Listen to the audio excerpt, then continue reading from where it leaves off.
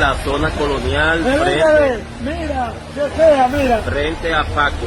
Entre martes y sábado, en algunos lugares te cayeron hasta 400 milímetros de lluvia por cada metro cuadrado. Eso está reclamando la atención del Centro Nacional de Huracanes de la Florida, de toda la gente de Jamaica, la gente de Haití, de República Dominicana. Hoy día, lluvia de 6 meses te cae en 2 días o en 3 días. En realidad, Melissa no hizo esos zigzags. No estuvo estacionaria, pero sí cuasi estacionaria. 6, 7 kilómetros por hora en términos de desplazamiento, eso es tan lento que la gente lo supone cuasi estacionario. En 1 hora te cayeron 70 milímetros de lluvia por metro cuadrado. ¿Por qué la lluvia del noviembre de 2022 y noviembre de 2023 fueron en la capital? Porque es una ciudad costera. Hay gente que dice, no, porque a nosotros nos cuida un santo, porque Dios... Las aguas frías. Si las aguas hubieran estado calientes aquí al sur de nosotros, ese impacto que está teniendo Jamaica lo hubiéramos tenido nosotros. Mis amigos de Al Tanto, qué bueno que nos acompañan. Gracias a todos los que siguen este canal. Suscríbanse, compartan y comenten qué les parece este contenido de alto valor que hacemos para todos ustedes. Es un privilegio para mí, para nuestro equipo y por supuesto para ustedes como audiencia poder tener la cátedra oportuna del ingeniero Ciris de León a propósito del desafío de Melissa. ¿Por qué tan errática? ¿Por qué tantas aguas? ¿Qué podría suceder en los próximos días? Todavía estamos en temporada ciclónica y lo que le espera, por supuesto, a Jamaica, a Haití y a otras zonas del Caribe. Gracias por estar con nosotros. Gracias a ti, Colombia, por la cortesía de convocarnos hoy para conversar sobre un tema que está convocando a todo el Caribe, porque cuando hablamos de la tormenta Melissa, que ya subió a huracán y rápidamente hizo el tránsito de categoría 1 a categoría 5, eso está reclamando la atención del Centro Nacional de Huracanes de la Florida, de toda la gente de Jamaica, la gente de Haití, de República Dominicana, de Cuba, y quienes en Latinoamérica le dan seguimiento al tema meteorológico. Quiere decir que en buen momento tú has escogido este tema para compartirlo con el pueblo dominicano. Osiris, y precisamente nos gustaría saber cómo tú como experto describes este fenómeno, el comportamiento errático, si habíamos tenido, si hay algún comparativo con eventos anteriores, si esto es producto del niño, de la niña, del cambio climático. ¿Por qué Melissa se comportó así? Ok, mira, hay una particularidad con Melissa que tenemos que analizar. Melissa se forma en aguas relativamente frías. Y en aguas relativamente frías no hay mucho vapor de agua para impulsar el fenómeno. Entonces, hay algo que tú ves como una erraticidad en unos mapas que tú ves en la web. En realidad, Melissa no hizo esos zigzags. Lo que pasa es que la tormenta, Colombia, no tiene un centro definido, no tiene un ojo. Y entonces muchas veces se estima de forma aproximada dónde está el centro. Se marca aquí, se marca allí, se marca allá, y luego te aparenta que el fenómeno meteorológico va haciendo zigzag. Sin embargo, cuando llega a la categoría de huracán, y que ya por la rotación de sus vientos, por encima de 120 kilómetros por hora, en el momento actual 257 kilómetros por hora, ya define perfectamente un ojo.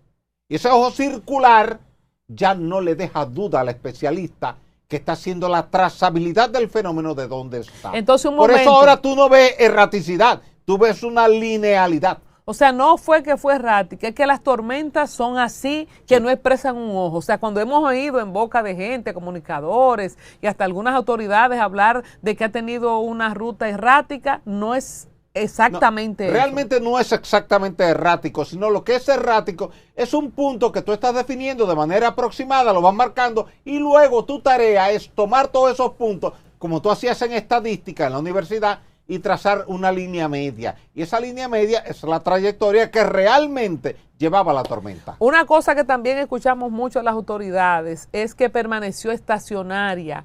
¿Cómo se explica por qué y qué cantidad de agua cayó? Y sí tenemos algunos picos récord en la cantidad de pluviometría, ¿verdad?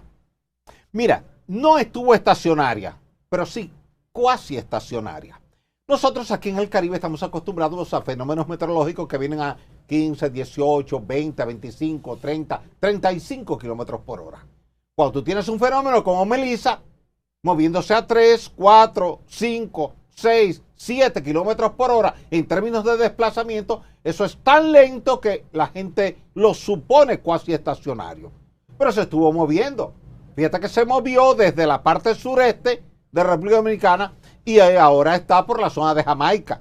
¿Qué evento se parece a esa trayectoria en velocidad de Melissa del pasado? Bueno, mira, en el pasado tú tuviste el huracán Mitch en Centroamérica, que se quedó cuasi estacionario por 15 días. En una misma zona, daba vuelta, todo se inundó, todo fue un desastre, todo fue una calamidad, todo fue un lamento. Es decir, 15 días. 15 días. Ay, Dios mío. ¿Tú 15 te imaginas días. que Melissa se hubiera quedado 15 días? 15 días se quedó Mitch en una zona, pero fíjate que en una zona corta, Melissa ya tiene más de una semana. En una zona corta, relativamente corta. ¿Y la cantidad de agua? La cantidad de lluvia ha sido importante. Mira, en Santo Domingo, entre martes y sábado, en algunos lugares te cayeron hasta 400 milímetros de lluvia por cada metro cuadrado. El jueves, en la ciudad colonial, en una hora te cayeron 70 milímetros de lluvia por metro cuadrado. Eso es toda la lluvia del mundo. Suerte que la ciudad colonial tiene un túnel de drenaje, que lo hizo Obando. ¿Por qué no tenemos eso en el resto de la ciudad? Porque tenemos que hacerlo. ¿Te acuerdas cuando hablamos hace un año? Exactamente. Aquí, señores, desde el 2022 han pasado 3 años para esta misma época. Osiris, ¿qué ha pasado? ¿Tú tienes noticia de algún primer Picasso para trabajo de...? Se ha hablado en reiteradas ocasiones y en diferentes gobiernos de que se va a hacer. La inversión es importante porque la ciudad es roca, sobre todo en el polígono central del Distrito Nacional. Eso implica tunelar. Tunelar es caro, cuesta mucho, pero hay que empezar. Tú tienes que empezar con el primer túnel. Comienza con el de la Tiradentes, llévalo hasta el mar. Sigue con el de la Lincoln, llévalo hasta el mar. Sigue con el de la Churchill, llévalo hasta el mar. Se hizo en la Núñez de Cáceres. Luego tú terminas con el de la Luperón. Luego tú interconectas transversalmente. Los Prados tú los conectas al drenaje que tú tienes en la Núñez de Cáceres. Naco, tú lo conectas con la Tiradentes.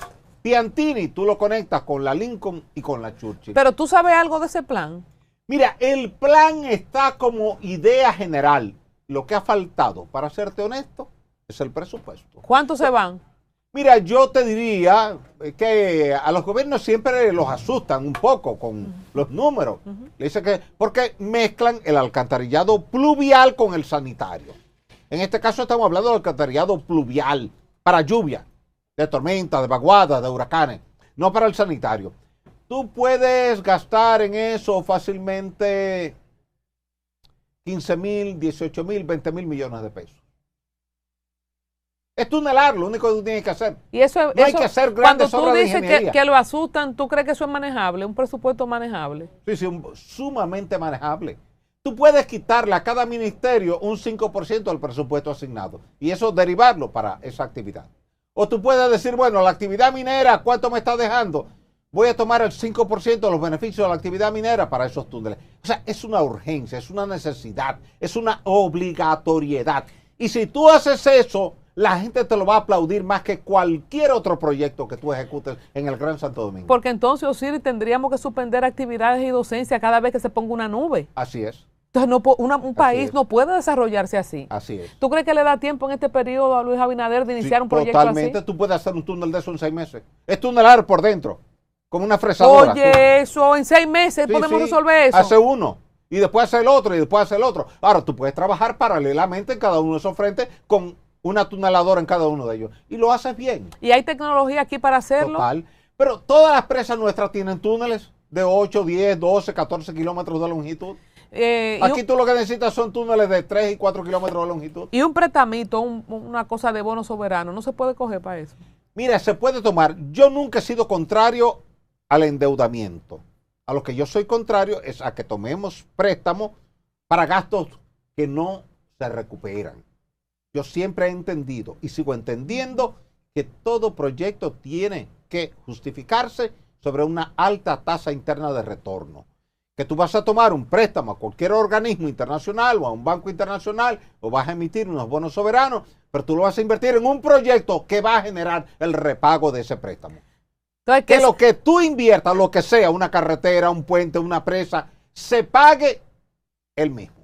con la cantidad de agua que cayó, ¿verdad? Con la suspensión que vimos de las actividades, ¿tú no crees que ya deberíamos como tener una información de que, mira, se va a iniciar ese proyecto de drenaje en tal mes? Porque ya tenemos 3 años hablando del tema. Tú has venido como 3 veces Sí. en este tiempo en ese mismo sofá. No y tengo sabemos, décadas diciendo eso y escribiendo sobre eso en los medios de comunicación. pero no sabemos de un y plan. siempre se me ha dicho que se va a hacer, que es necesario, que es urgente, que es prioritario, que se va a iniciar, pero no se inicia. Y yo estoy convencido de que no se inicia por un tema presupuestario, es decir, disponibilidad de recursos. Tú necesitas el dinero ahí, el flujo de caja. Yo creo que llegó la hora. Osiris, si vamos a evaluar o a comparar en cantidad de agua, ¿se puede comparar las aguas de Melissa con Noel, con Olga, con David? ¿Con qué eventos tú puedes compararlo? Mira, aquí tenemos que ver dos cosas distintas. Melissa no tocó el territorio dominicano. Las bandas tangenciales noreste de Melissa tocaron la costa sur. Ahora, si Melissa hubiese atravesado el territorio dominicano, tuviéramos el doble de la pluviometría que hemos contabilizado. Tú tienes 2 bloques de mayor cantidad de lluvia. Todo lo que es el Gran Santo Domingo, extendido a Boca Chica y a San Cristóbal, y todo lo que es la península sur de Barahona, desde Barahona, Paraíso, Enriquillo, Juancho, Oviedo, Pedernales. En esos 2 bloques donde te ha caído la mayor cantidad de lluvia, porque ahí tú tenías 2 bandas nubosas que estaban casi inmóviles. Entonces te llovió mucho el martes, te llovió moderadamente el miércoles, pero te llovió mucho el jueves. Entonces ahí se acumuló mucha lluvia. El jueves cayeron cerca de 250 milímetros de lluvia sobre el Gran Santo Domingo. Y eso es mucha lluvia. Entonces se acumuló con la lluvia del martes. Y eso tú puedes estarlo teniendo con cierta frecuencia. En el caso de Olga, Olga pasó por encima del territorio nacional desde Punta Cana hasta llegar a la frontera. Y en el caso de Noel, Noel te pasó por encima de Barahona, por encima de Asua, por encima de Ocoa, de ahí te cruzó a la zona de Maimón, de ahí a Cotuí, Bonao, toda esa zona, y te inundó el Bajo Yuna. Entonces, tú tienes muchos referentes en términos de inundación. Cuando David, detrás vino Frederick y te inundó todo el país. Cuando George pasó por encima del país. Pero la cantidad de agua acumulada se mide con esta de ahora. O sea, si tú comparas... No, tú has tenido casos donde has tenido más lluvia. Solo que hoy día tú tienes más medios de comunicación masiva con acceso por parte de la población. Entonces tú tienes más pluviómetros hoy día. Recuerda que la lluvia no cae de manera uniforme. Tú puedes tener un aguacero terrible aquí donde tú y yo estamos y quizás a 10 kilómetros de aquí no está cayendo una gota de agua. Por eso tú tienes que multiplicar la red de pluviómetros, porque eso te da una idea más precisa, más exacta de cuánta lluvia te ha caído. A donde voy con la pregunta es, Osiris, si es cierto que con el cambio climático ahora cae más lluvia que antes. ¿Por qué antes no se inundaba la capital como ahora? Pero antes, hace 4 años, o sea, hace 3 años no se vivía y habíamos tenido eventos atmosféricos. O sea, ¿es cierto que ahora cae más agua en menos tiempo? Esa es la variable. A nivel del año te cae la misma cantidad de lluvia. En promedio 1.550 milímetros por cada metro cuadrado en el país, promediando la lluvia que te cae en Bonao y hacia el Pico Duarte, que es cerca de 3.500 milímetros por cada metro cuadrado, y la que te cae en Montecristi. Fíjate que en Montecristi no te llovió, con Melissa, no cayó una gota de agua. Toda la lluvia estuvo en la banda sur del país, desde Bávaro, Punta Cana, Macao, Boca de Yuma, hasta llegar a Pedernales. Pero si tú vas a Navarrete, a Esperanza, a Mau, a Montecristi, a Villa Vázquez, ahí no te llovió. Entonces, ¿qué ocurre? Tú tienes que ver la lluvia en un contexto general. ¿Cuánta lluvia te está cayendo en una determinada zona? Porque si tú le hablas al de Montecristi y de Melissa, te dice, pero yo no he visto lo que ha pasado aquí, no ha pasado nada. Pero tú llamas al de Barahona, te dice, aquí estamos inundados. Todo el país tiene que pensar en eso. Cómo se distribuye la lluvia y en cada caso particular cuánta lluvia te puede caer en una determinada zona. ¿Qué ocurría? Que antes tú veías la lluvia distribuida uniformemente en el año. mayormente entre mayo y noviembre. Hoy día, lluvia de 6 meses te cae en 2 días o en 3 días. Entonces la gente dice, me está cayendo más lluvia. Sí, a nivel del año te está cayendo la misma cantidad de lluvia, pero la intensidad se ha multiplicado, en algunos casos se ha cuadruplicado, porque es como que tú estás acostumbrado a tomarte 5 vasos de agua todos los días, entonces tú acumulas en 7 días 35 vasos de agua, ¿verdad? Y que yo te quiera dar ahora los 35 vasos de agua en un solo día. ¿Y por qué me están dando esos 35 vasos de agua? Por el cambio climático. Entonces no es un invento chino el cambio climático. No. Osiris, mucha gente cree... Fíjate que las zonas costeras son las que están acumulando más lluvia. ¿Por qué? Porque se suman 2 componentes. El vapor de agua que te envía el fenómeno meteorológico y el vapor de agua que se te está produciendo en el frente costero. ¿Por qué la lluvia del noviembre de 2022 y noviembre de 2023 fueron en la capital? Porque es una ciudad costera. No te ocurre igual en La Vega, en Bonao, en Santiago.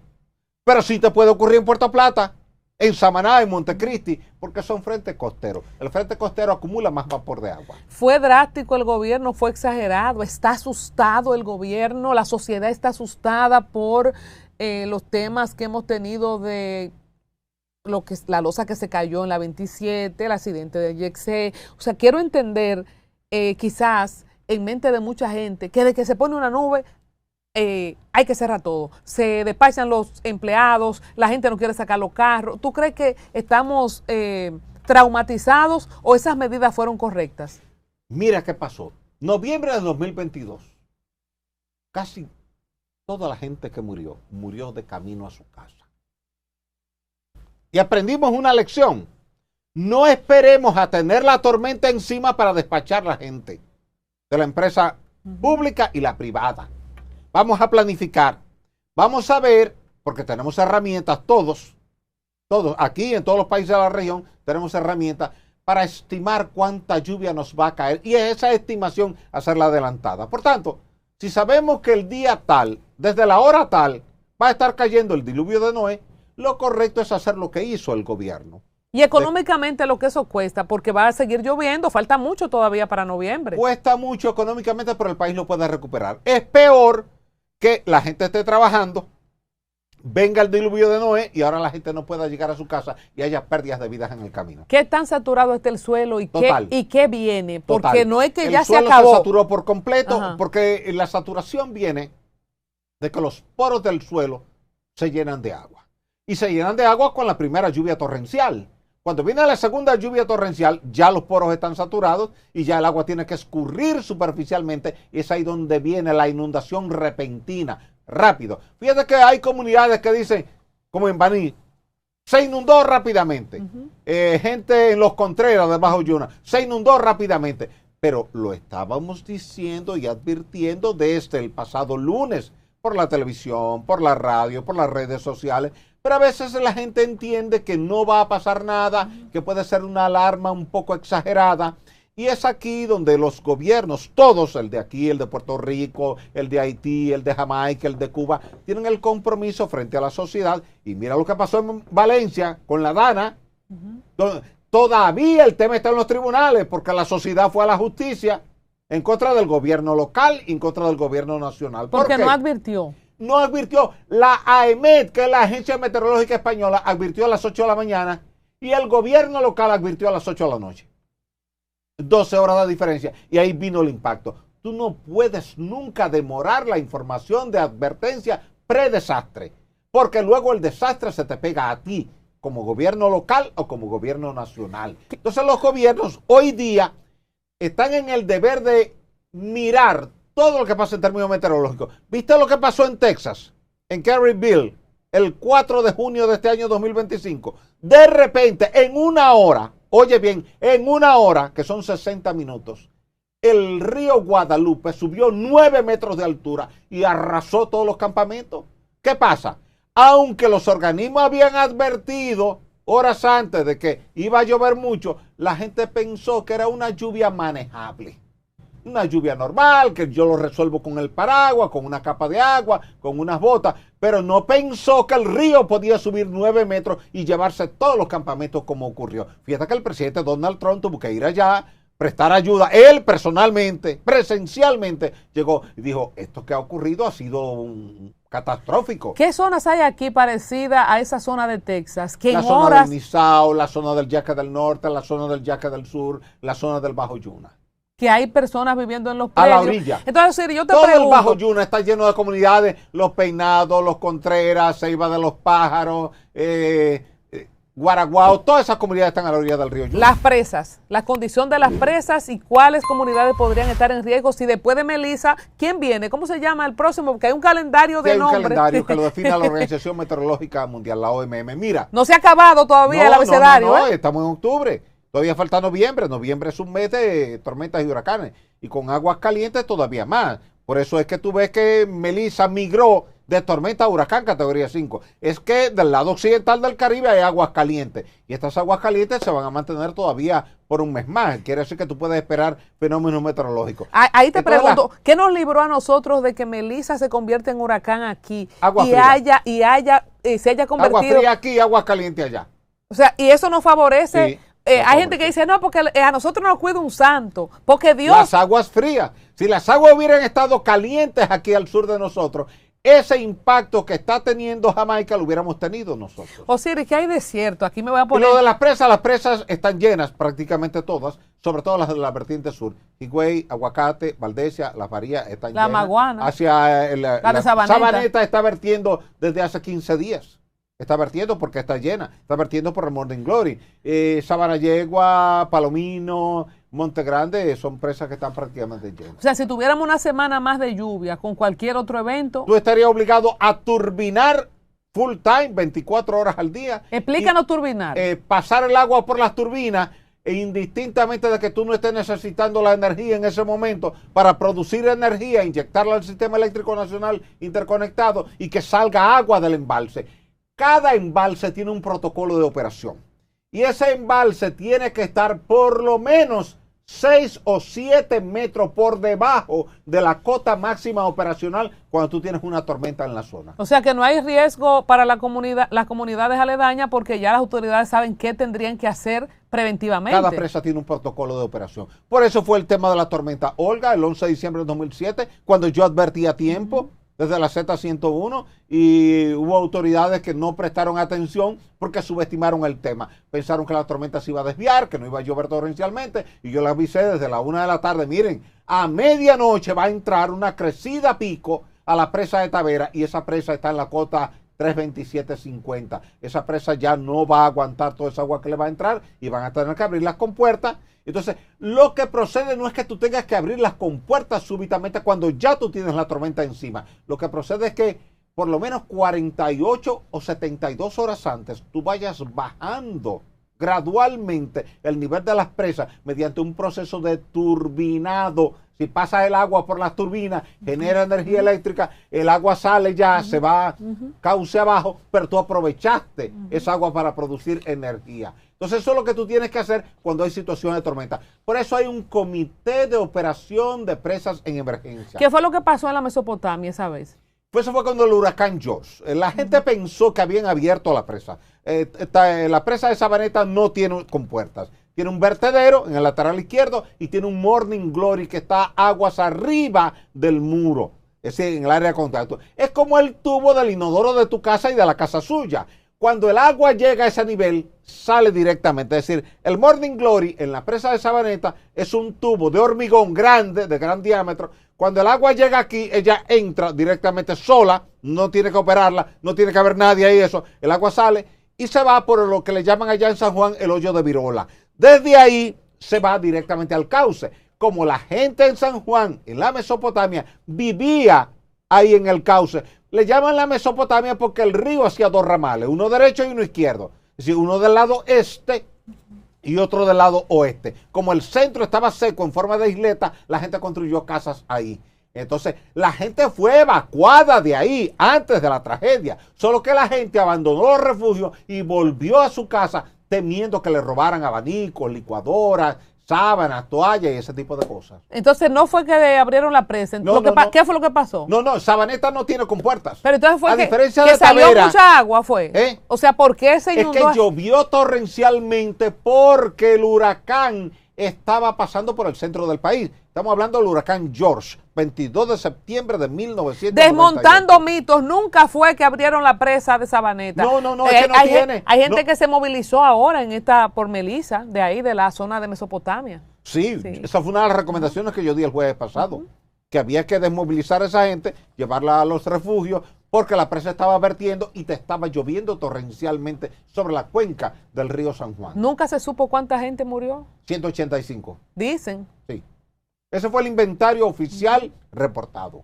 Bueno, estamos desmontando algunos mitos y el otro que quiero desmontar es, mucha gente dice que a nosotros nos cuida la Virgen de la Altagracia, el santo de no sé quién, porque nosotros hemos tenido, para estar en el centro de la línea de huracanes, pocos impactos comparativamente. Relativamente. Entonces, ¿nos cuida un santo o tú vas a explicar algo científico de nuestra geografía, de los relieves, de las montañas? ¿Por qué nosotros hemos sido protegidos tantas ocasiones del impacto de un huracán?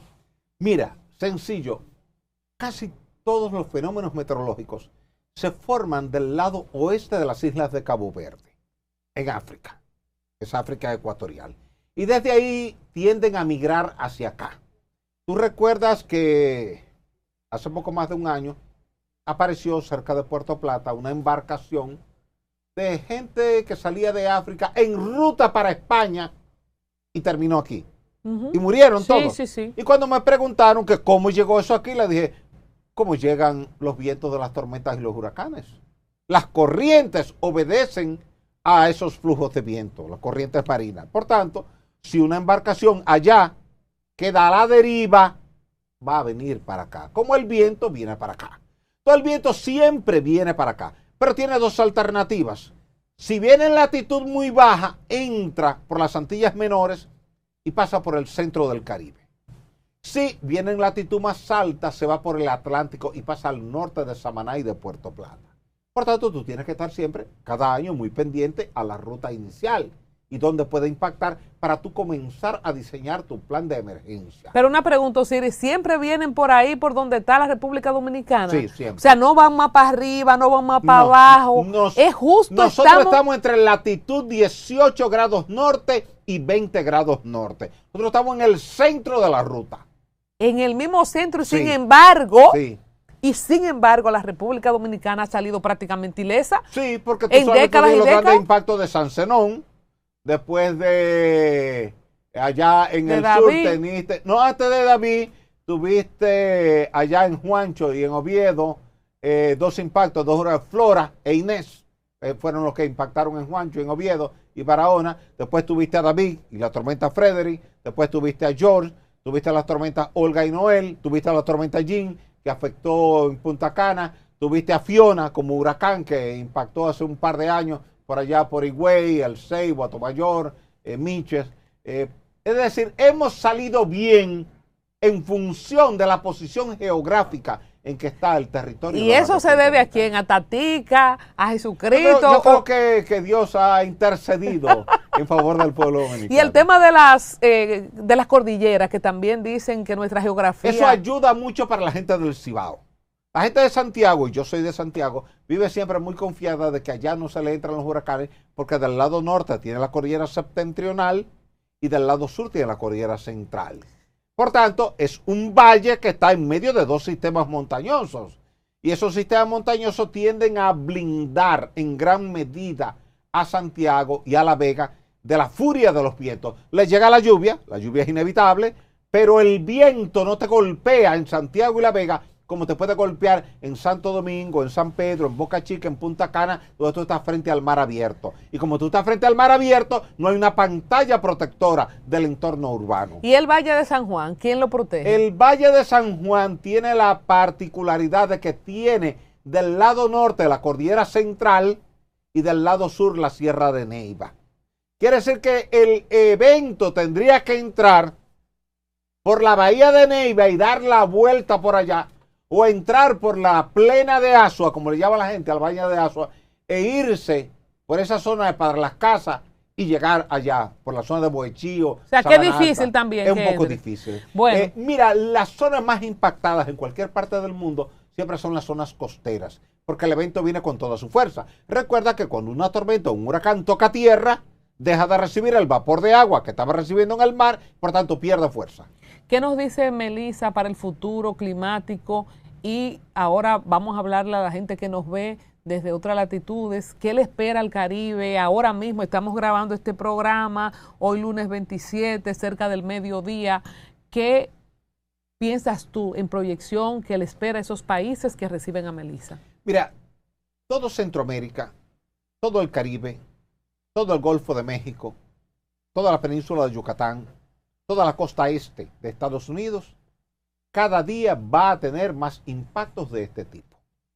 Por tanto, todos los estados que tú tienes en el Golfo de México, Texas, Luisiana, Alabama, Florida, y subes un poco por ahí para Georgia, Atlanta, Carolina del Sur, Carolina del Norte, Virginia, New York, Massachusetts, tienen que ir cambiando sus planes de prevención y mitigación de desastres. Eso aplica para Jamaica, para Cuba, para Haití, para República Dominicana, para Puerto Rico, para Antillas Menores, y aplica para todos los países de Centroamérica, Honduras, Nicaragua, El Salvador, Guatemala, para todos los países, Panamá, Costa Rica. Por ejemplo, Cuba con una infraestructura muy débil, sería mortal el paso de un huracán ahora mismo. La estructura de Cuba sufre de tanto de obsolescencia que no te resiste furias de viento categoría 5, que son vientos por encima de 252 kilómetros por hora. ¿Y dónde se refugiarían la gente en Cuba entonces? Porque todas las edificaciones son muy viejas. Son muy viejas y están deterioradas.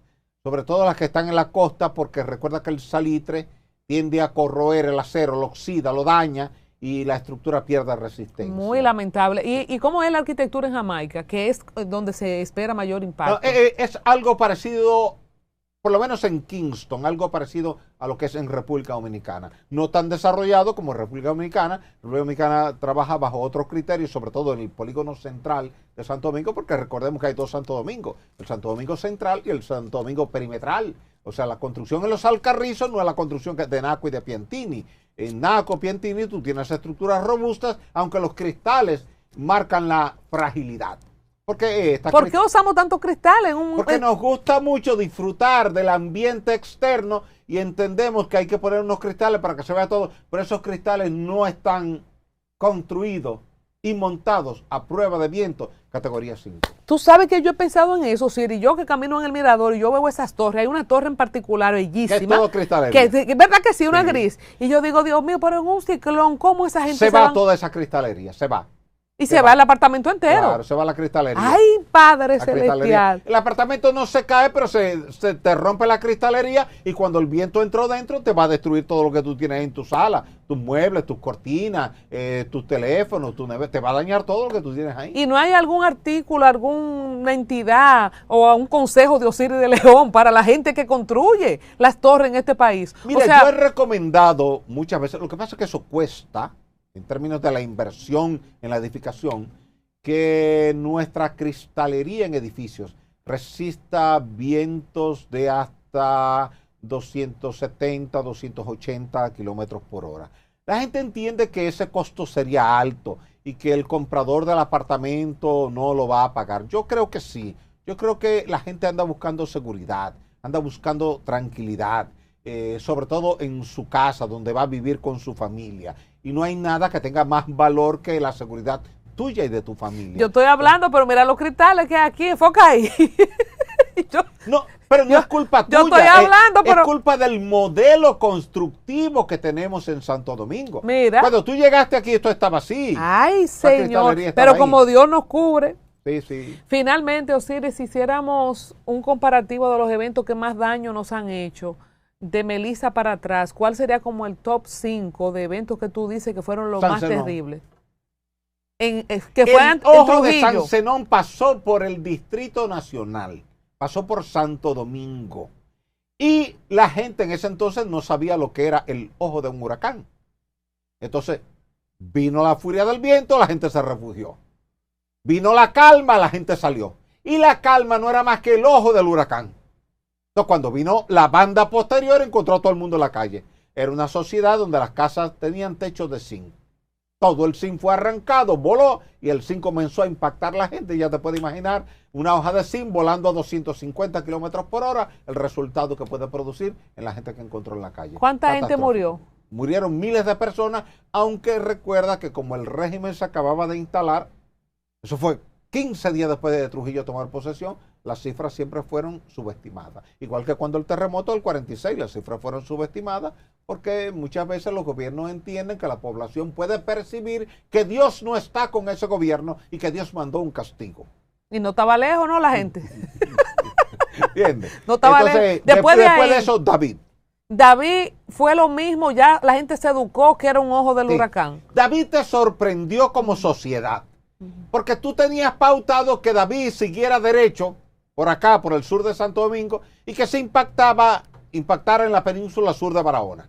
Y había un plan montado para allá, pero pasando por aquí, al sur de Santo Domingo, giró hacia el noroeste, entró por San Cristóbal, entró por Padre Las Casas y destruyó toda esa zona. Es decir, hubo un efecto sorpresa porque golpeó comunidades que no estaban esperando impacto. Fue traicionero, David. Exactamente. Y después de David, ¿cuál sería el otro evento? Después de eso estaría George. George hizo mucho daño. Dañó el sistema eléctrico, dañó el sistema telefónico, dañó muchos puentes.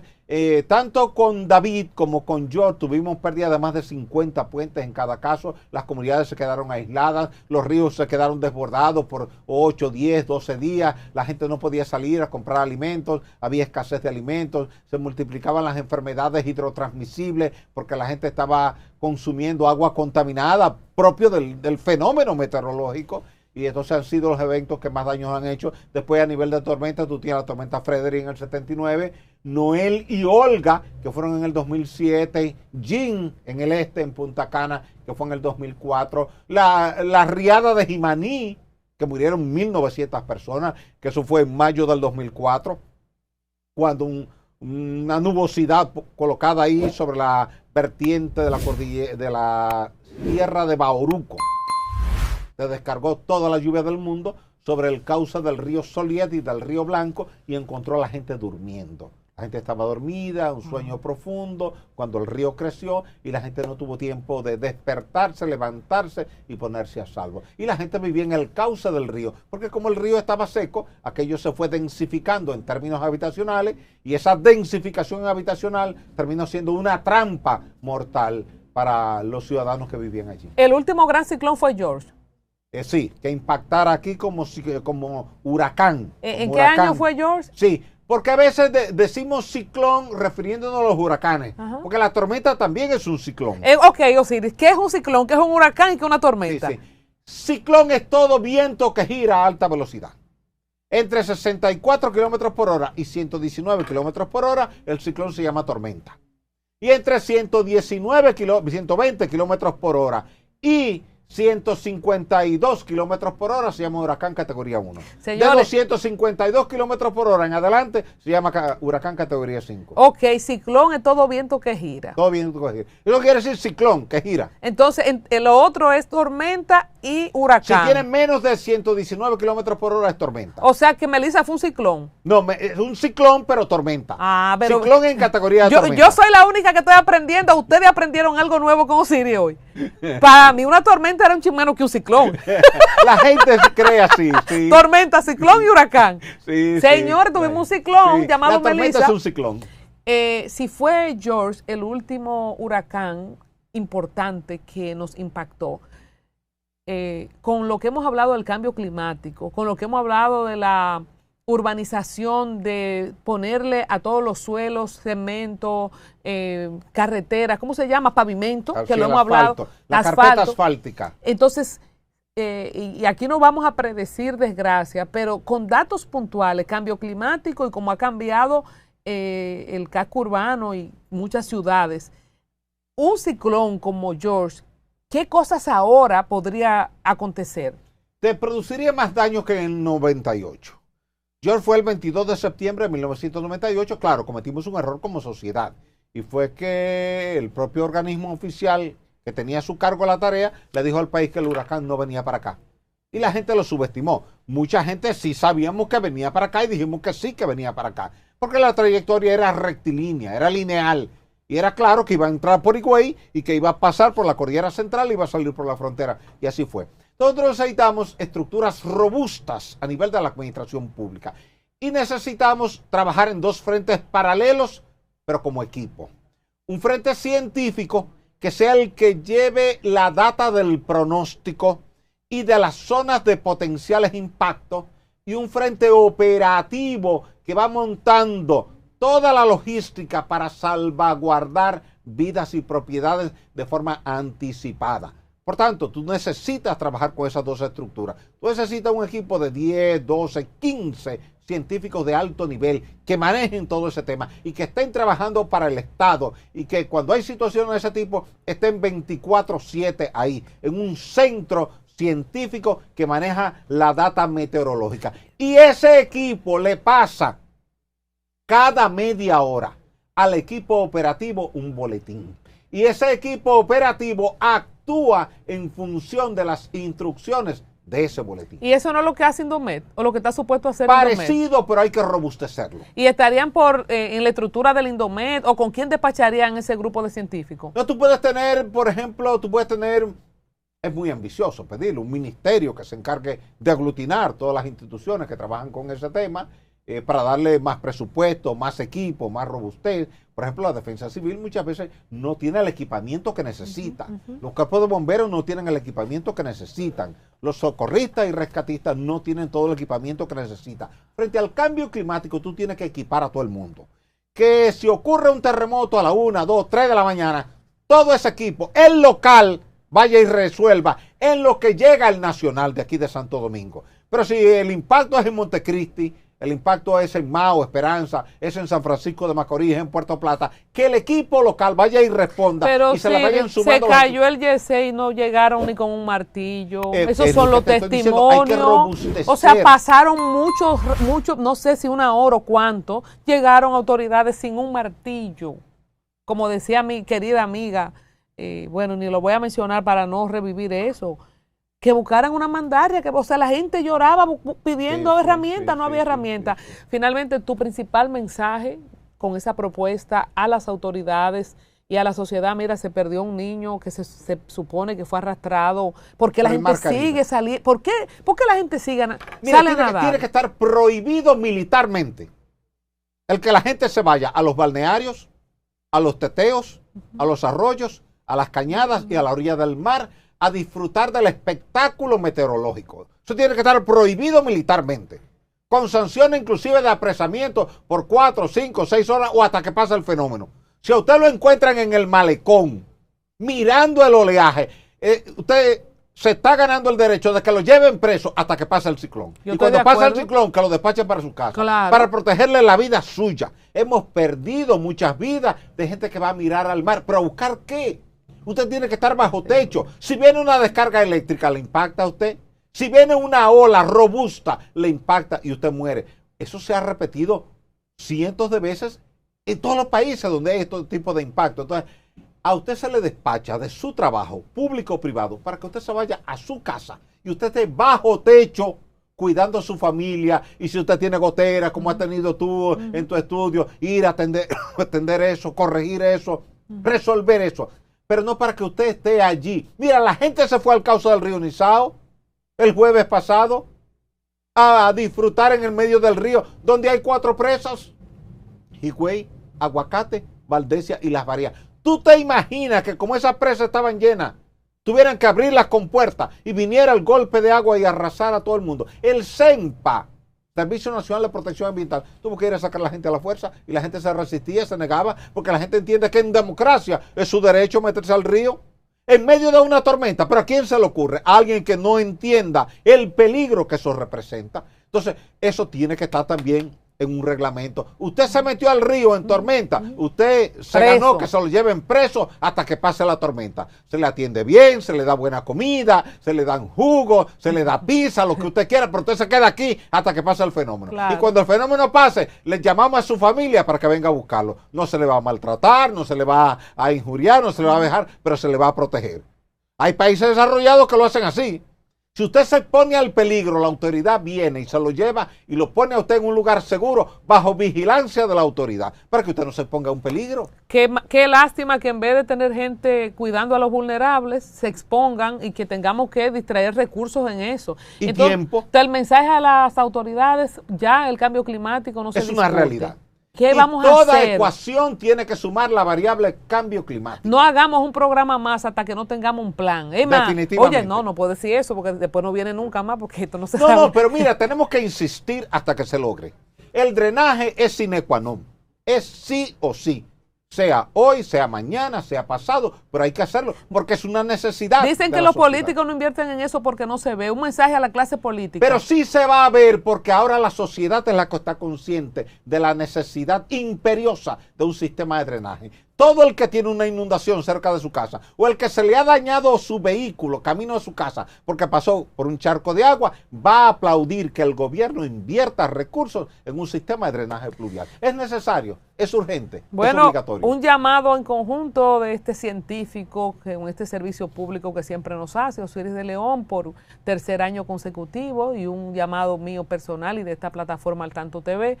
Presidente Luis Abinader, cásese con la gloria y sea usted el presidente que resuelva el drenaje de la capital. Si Nicolás de Obando pudo. Hace 500 años, Caramba. sin la tecnología de hoy día. ¿Tú te imaginas la ciudad entera como la zona colonial? Muchas gracias, Osiris. Gracias, Colombia, gracias al pueblo dominicano. Bendiciones para todos. Hasta una próxima entrega. Cuídense que todavía va a llover, ¿eh?